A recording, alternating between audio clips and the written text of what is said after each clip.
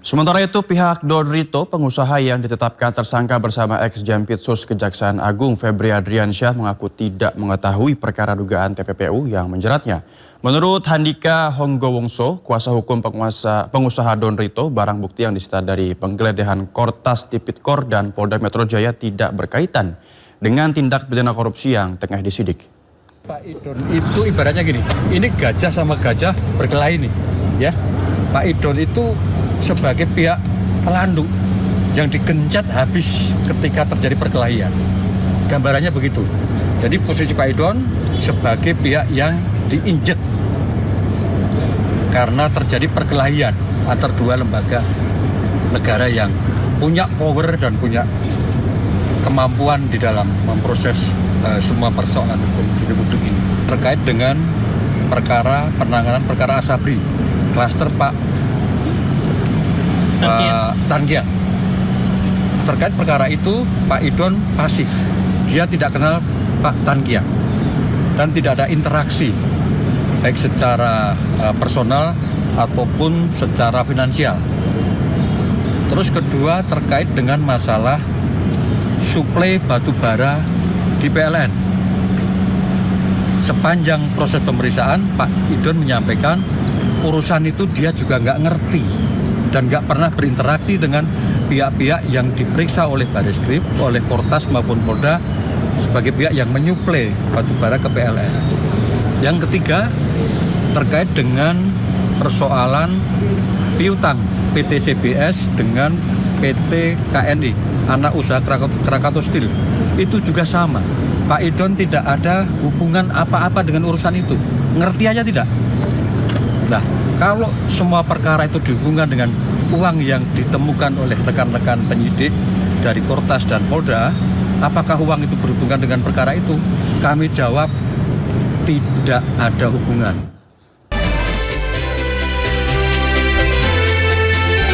Selamat siang pemirsa, Indosiang kembali hadir menemani aktivitas Anda. Bersama saya Naufal Zakwan, berikut berita pilihan siang ini.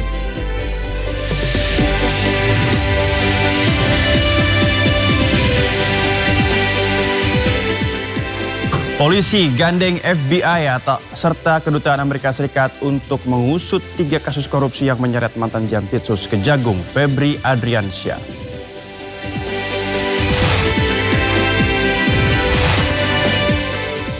Kasus mandek orang tua korban santri dibakar hidup-hidup di Lombok, Nusa Tenggara Barat mengadu ke DPR.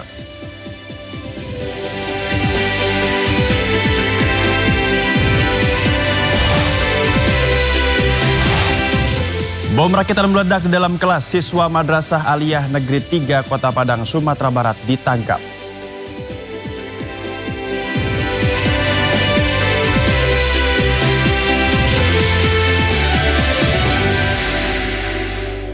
Kita ke informasi pertama pemirsa, penyidik gabungan Korps Pemberantasan Tindak Pidana Korupsi Polri dan Ditreskrimsus Polda Metro Jaya mendatangi Gedung Pidana Khusus Kejaksaan Agung. Kedatangan rombongan penyidik menyita perhatian karena membawa sebuah koper berukuran besar. Rombongan penyidik tiba di Gedung Bundar atau Gedung Pidana Khusus Kejaksaan Agung menggunakan sebuah minibus dengan nomor polisi khusus milik kepolisian. Rombongan langsung memasuki gedung melalui pintu belakang. Salah satu penyidik membawa sebuah koper besar dengan tulisan BAP dan Mindik LP01 dan LP02 yang diduga berisi dokumen penyidikan. Belum ada keterangan mengenai kedatangan penyidik kepolisian ke kejaksaan ini, namun diduga kuat terkait dengan penyerahan 3 kasus dugaan korupsi yang melibatkan mantan Jaksa Agung Muda Tindak Pidana Khusus Febri Adriansyah.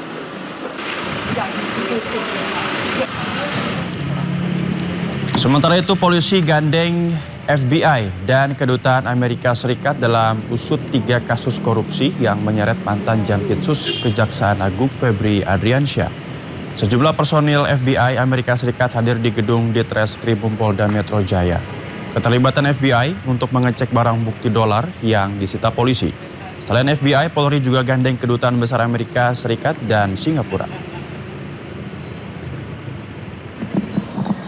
Ini ada uang USD, SGD, rupiah, termasuk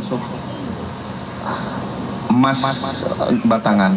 Jadi nanti akan dilakukan uji terkait tentang Singapura dolar, US dollar dari FBI dan kedutaan Amerika, termasuk dari kedutaan Singapura dan Bank Indonesia. Kami akan sampaikan pada teman-teman sekalian secara berkala. Tadi dari teman kita dari Pegadaian Pusat sudah menyampaikan, nanti hasilnya dari 74 lempeng ini akan disampaikan hasilnya kepada teman-teman sekalian. Ini merupakan suatu proses dalam penyerahan penanganan perkara lanjutan yang ditangani oleh Joint Investigasi kepada Kejaksaan Agung. Saya rasa itu teman-teman sekalian ya.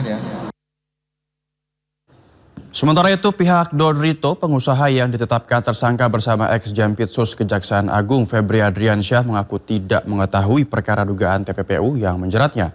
Menurut Handika Honggowongso, kuasa hukum pengusaha Don Rito, barang bukti yang disita dari penggeledahan Kortas Tipikor dan Polda Metro Jaya tidak berkaitan dengan tindak pidana korupsi yang tengah disidik. Pak Idon itu ibaratnya gini, ini gajah sama gajah berkelahi nih, ya. Pak Idon itu sebagai pihak pelandu yang digencet habis ketika terjadi perkelahian. Gambarannya begitu. Jadi posisi Pak Idon sebagai pihak yang diinjek karena terjadi perkelahian antar dua lembaga negara yang punya power dan punya kemampuan di dalam memproses semua persoalan hukum di Republik ini. Terkait dengan penanganan perkara Asabri, klaster Pak Tangia. Terkait perkara itu, Pak Idon pasif. Dia tidak kenal Pak Tangia dan tidak ada interaksi baik secara personal ataupun secara finansial. Terus kedua, terkait dengan masalah suplai batu bara di PLN. Sepanjang proses pemeriksaan, Pak Idon menyampaikan urusan itu dia juga nggak ngerti dan nggak pernah berinteraksi dengan pihak-pihak yang diperiksa oleh Bareskrim, oleh Kortas maupun Polda sebagai pihak yang menyuplai batubara ke PLN. Yang ketiga, terkait dengan persoalan piutang PT CBS dengan PT KNI, anak usaha Krakatau Steel. Itu juga sama. Pak Idon tidak ada hubungan apa-apa dengan urusan itu. Ngerti aja tidak? Nah, kalau semua perkara itu dihubungkan dengan uang yang ditemukan oleh rekan-rekan penyidik dari Kortas dan Polda, apakah uang itu berhubungan dengan perkara itu? Kami jawab, tidak ada hubungan. Dan pasca ditetapkan sebagai tersangka, Brother Info ex-Jampitsus Febri Adriansyah dikabarkan umroh pemirsa. Namun isu dibantah Kejagung dan berdalih Febri masih di Indonesia dan dalam pengawasan penyidik.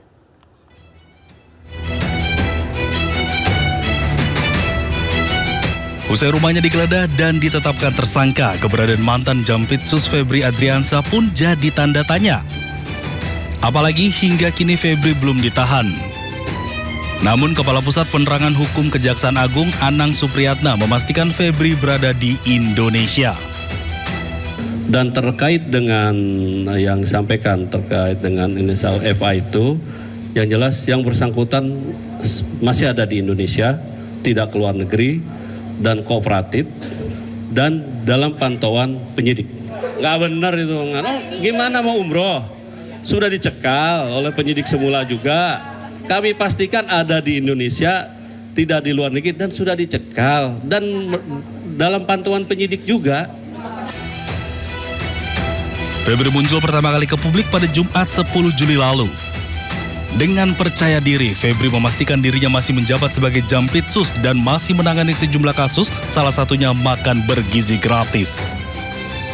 Febri juga membantah memiliki keterkaitan bisnis dengan kafe yang digeledah polisi.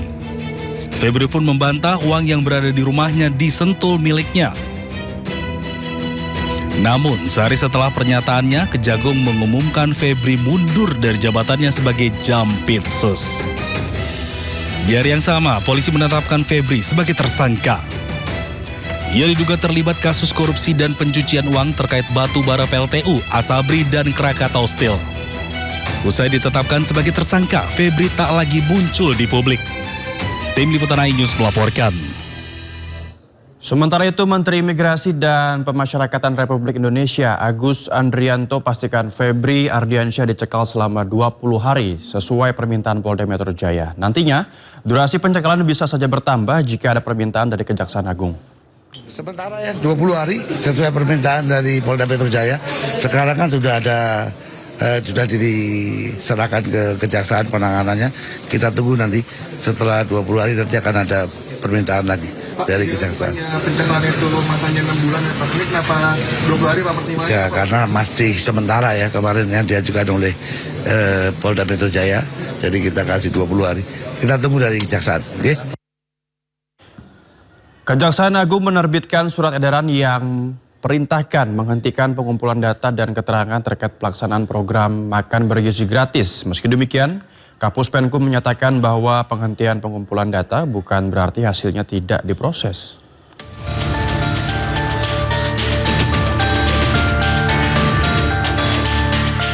Kejaksaan Agung menghentikan pengumpulan data dan keterangan terkait program makan bergizi gratis yang bermasalah.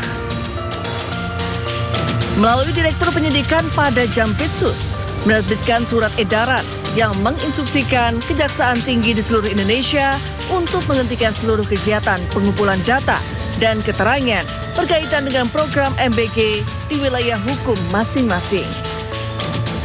Sementara itu, Kepala Pusat Penerangan Hukum Kejaksaan Agung Andang Supriyatna menyampaikan bahwa surat tersebut diterbitkan setelah batas waktu pengumpulan data yang sebelumnya diberikan kepada jajaran Kejaksaan Tinggi selesai.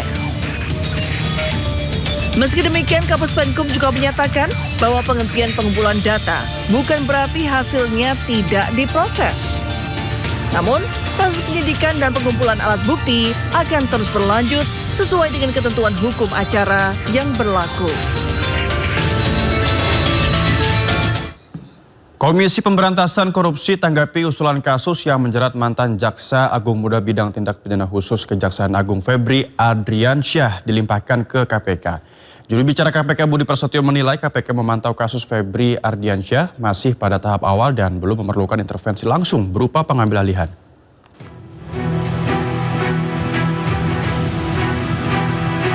KPK merespon usulan kasus mantan Jampitsus Febri Ardiansyah dilimpahkan ke lembaga anti rasuah. Juru bicara KPK Budi Prasetyo meminta publik untuk terus memantau perkembangan 3 kasus korupsi yang menjerat Febri. Di sisi lain, KPK menghormati pelimpahan perkara dari polisi ke kejaksaan. KPK meyakini penyidik kejaksaan akan bersikap profesional menangani perkara tersebut. Perkembangan proses penyidikan di Kejaksaan Agung dan kita yakini juga profesionalitas kawan-kawan penyidik di Kejaksaan Agung ya, terlebih ini juga pelimpahan perkara dari kawan-kawan di kepolisian, tentu juga support penuh pasti dari kepolisian dalam proses penyidikan perkara di Kejaksaan Agung tersebut. Kan ini KPK kalau kata Komisi 3 atau Komisi 3 bilang KPK punya kewenangan untuk mengambil alih kasus ini. Jadi memang kalau kita merujuk ke Undang-Undang 19 2019 pasal 6 itu menyebut memang salah satu tugas KPK adalah melakukan koordinasi ataupun supervisi kepada instansi lain yang punya kewenangan dalam tugas pemberantasan tindak pidana korupsi termasuk juga pelayanan publik. Artinya semua itu terbuka kemungkinan ya, tapi tentu ada mekanismenya ya, sehingga di tahap awal ini kita masih terus memantau perkembangannya dan nanti kita akan lihat seperti apa perkembangan. Sebelumnya, Korps Pemberantasan Pidana Korupsi Polri menetapkan mantan Jampitsus Kejaksaan Agung Febri Ardiansyah sebagai tersangka korupsi dan tindak pidana pencucian uang. Tim Liputan iNews melaporkan.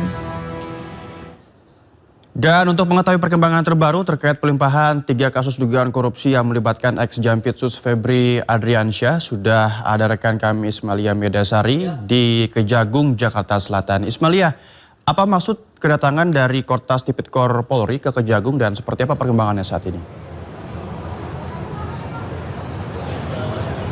Ya, selamat siang Noval dan juga pemirsa. Kalau ditanya untuk perkembangan pelimpahan kasus perkara yang menyeret mantan Jampitsus Febri Adriansyah, ini memang dari KPK masih terus memantau dan nantinya pasti akan mengikuti mekanisme-mekanisme yang ada. Namun memang dari Kapolri, dari Polri dan juga dari Kortas Tipikor Polri dan juga Kejagung ini memang bersinergi untuk memberantas atau menelusuri kasus-kasus yang menyeret mantan Jampitsus Febri Adriansyah. Namun Noval dan juga pemirsa, kemarin Kejagung lewat Kapuspen yakni Adnan Supriyatna ini menyatakan bahwa dirinya akan menelusuri informasi mengenai dugaan adanya sejumlah bunker yang disebut berkaitan dengan mantan Jampitsus Febri Adriansyah. Namun langkah tersebut akan dilakukan berdasarkan kebutuhan penyidik dan bukan sekedar mengikuti opini yang berkembang. Ini berarti Kejagung juga akan membantu untuk menelusuri adanya dugaan-dugaan bunker yang ini memang menyeret nama Jampitsus Febri Adriansyah.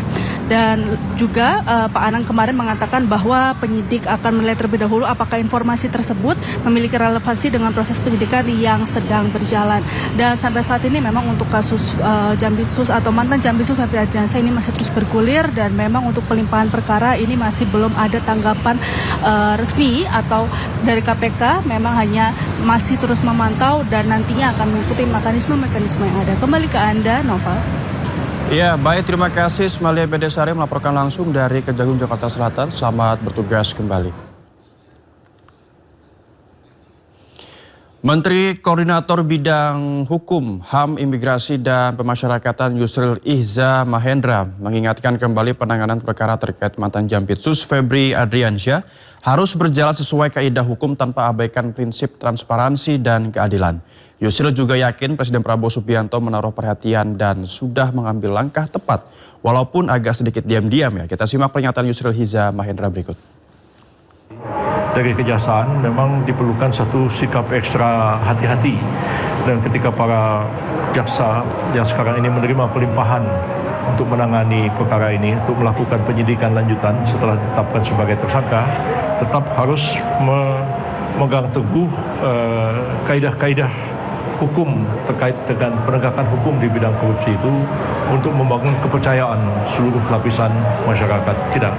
Saya berkeyakinan bahwa Presiden sangat concern dengan persoalan ini dan beliau sudah mengambil satu langkah yang tepat menurut saya, memanggil pimpinan Polri, pimpinan Kejaksaan dan melimpahkan ke Kejaksaan walaupun mungkin ada perbedaan-perbedaan pendapat di kalangan aktivis hukum, para lawyers, para LSM, pegiat anti korupsi, akademisi mengenai pelimpahan ini.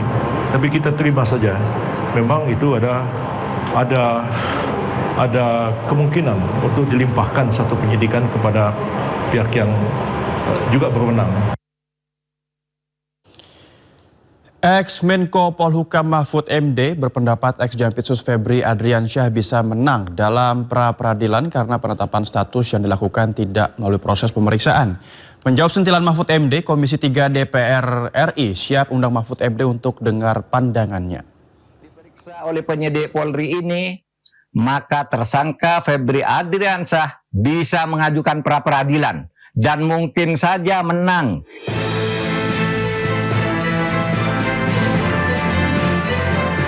Ex-Menko Polhukam Mahfud MD menemukan celah hukum dalam kasus Febri Adriansyah. Mahfud menilai yang dilakukan Polri ke Kejaksaan Agung merupakan pengalihan dan mekanisme ini tidak dikenal dalam hukum acara pidana. Tak hanya satu, Mahfud juga menyebut ada 3 skenario yang mungkin terjadi dalam kasus ini. Tersangka Febri Adriansyah bisa mengajukan pra-peradilan dan mungkin saja menang karena dia dijadikan tersangka tanpa diperiksa lebih dulu, kemudian kasusnya dialihkan ke kejaksaan, bukan dilimpahkan. Kalau dilimpahkan itu secara hukum benar, tapi harus diperiksa dulu. Yang kedua, mungkin saja Febri tidak mengajukan pra-peradilan, tetapi kejaksaan sengaja memperlambat kelanjutan penyidikan, bahkan bisa mementahkan beberapa bagiannya, sehingga masalahnya terlokalisir pada tersangka yang sudah ada tanpa boleh merambah ke yang lebih atas atau tanpa boleh merambah ke pelaku-pelaku lain yang mungkin juga ikut terlibat. 3, bisa saja kasus ini diambangkan untuk pada akhirnya dideponer. Menjawab kecemasan Mahfud MD, Ketua Komisi 3 DPR RI Habibur Rahman menjelaskan soal penyerahan kasus Febri ke Kejaksaan Agung. Komisi 3 DPR berencana mendengar langsung masukan dari Mahfud MD terkait kasus yang menjerat ex-Jampitsus Febri Adriansyah. Termasuk masukan dari Pak Mahfud. Apakah sudah sesuai dengan KUHAP atau belum? Ya. Kalau menurut Pak Mahfud belum sesuai dengan KUHAP, ya mungkin kami juga akan undang Pak Mahfud, ya kami akan dengar pendapat beliau. Karena bukan pelimpahan sebagaimana rangkaian hukum acara pidana dari penyidik ke penuntut. Ya, itu bukan, itu penyerahan penanganan perkara dari institusi namanya polisi, Polri, Bareskrim Kortas ke institusi lain, kejaksaan. Kita soal melanggar nggak melanggar KUHAP kita tunggu masukan. Selain mengungkapkan celah kasus yang menjerat ex-Jampitsus Febri Adriansyah, Mahfud MD juga menilai hukuman yang pantas untuk Febri adalah mati atau penjara seumur hidup jika memang terbukti bersalah. Tim Liputan iNews melaporkan. Tidak hanya ke Kejaksaan, Kapolri Jenderal Listio Sigit Prabowo bersama jajaran juga melakukan silaturahmi dengan Panglima TNI. Ya, ini dia momen ketika Kapolri Jenderal Listio Sigit Prabowo bersama jajaran pejabat utama Mabes Polri melakukan silaturahmi dengan Panglima TNI Jenderal Agus Subianto di Mabes TNI Cilangkap, Jakarta Timur. Kedatangan Kapolri disambut langsung Panglima TNI, didampingi Wakil Panglima TNI Jenderal TNI Tandio Budi Revita beserta para kepala staf angkatan.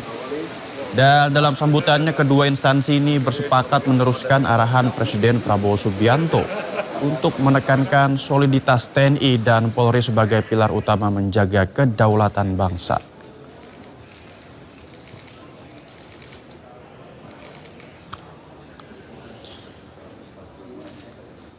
Pemirsa, DPR RI bantah isu yang menyebut bahwa lembaganya tolak pembahasan rancangan undang-undang atau RUU perampasan aset.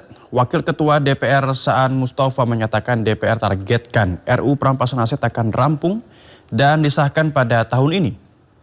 Kami sampaikan bahwa isu yang beredar di masyarakat itu tidak benar, bahwa DPR menolak terkait dengan pembahasan RUU perampasan aset. Sampai hari ini DPR terus melakukan pembahasan terkait dengan RUU perampasan aset, khususnya di Komisi 3, dengan melakukan berbagai RDPU maupun public hearing yang dilakukan oleh Komisi 3 DPR RI terkait dengan masukan-masukan dari berbagai pihak, terutama stakeholder yang terkait dengan RUU tersebut. Seperti kemarin Komisi 3 melakukan RDPU itu dengan Pradi dan yang lain-lain. Jadi sekali lagi RUU perampasan aset ini dalam proses pembahasan di DPR melalui Komisi 3 DPR RI. Dan itu juga masuk dalam daftar prolegnas prioritas 2026 ini. Kita beralih ke informasi lain, pemirsa. Sidang pra-peradilan Roy Suryo hadirkan 3 orang saksi fakta dan seorang saksi ahli. Langkah ini diambil Roy Suryo untuk menyangga penetapan statusnya sebagai tersangka.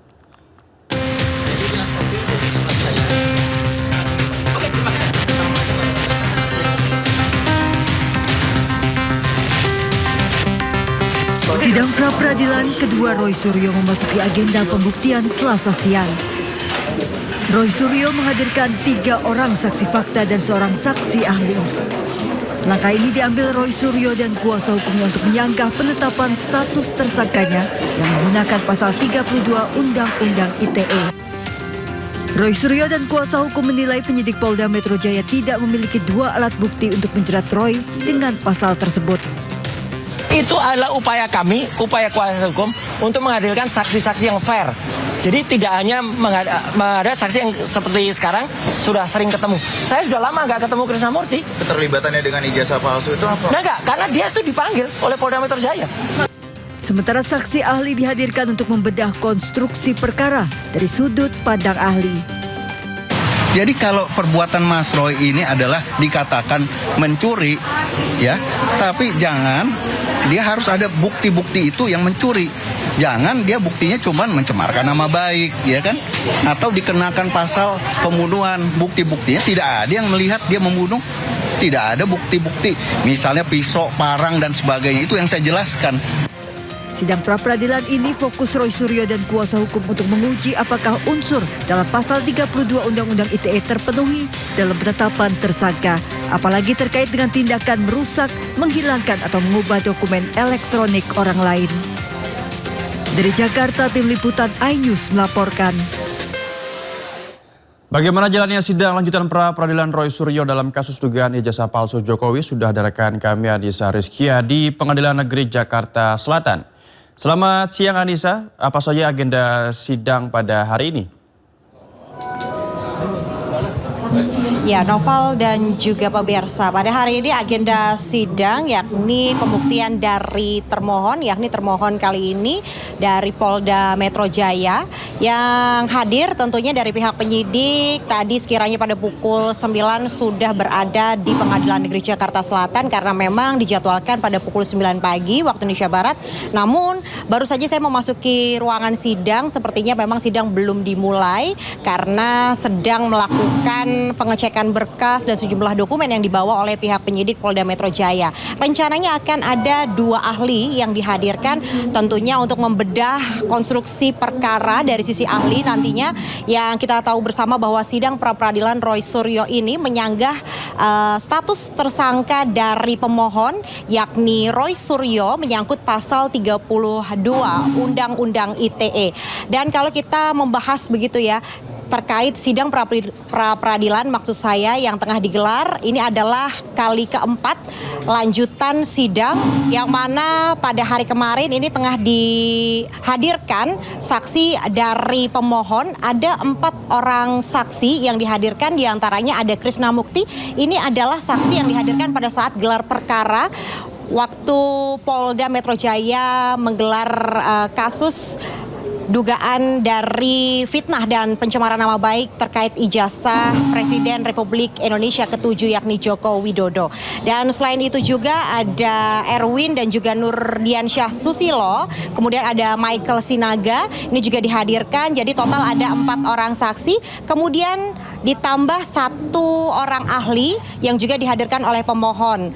Nah, hari ini memang dijadwalkan yakni pembuktian dari pihak termohon, yakni termohon ini ada dari Polda Metro Jaya dan juga dari Kejaksaan Tinggi DKI Jakarta.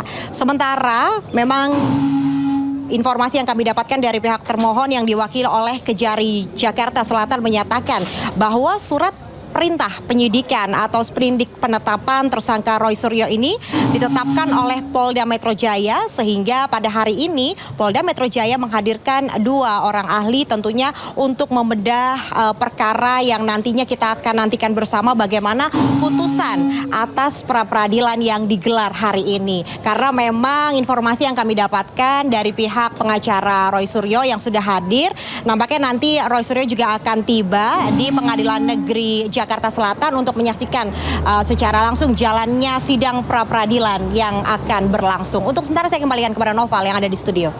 Baik, terima kasih Anissa Rizkia dan juga juru kamera Novan Dwi Kusuma melaporkan langsung dari Pengadilan Negeri Jakarta Selatan, dan selamat bertugas kembali.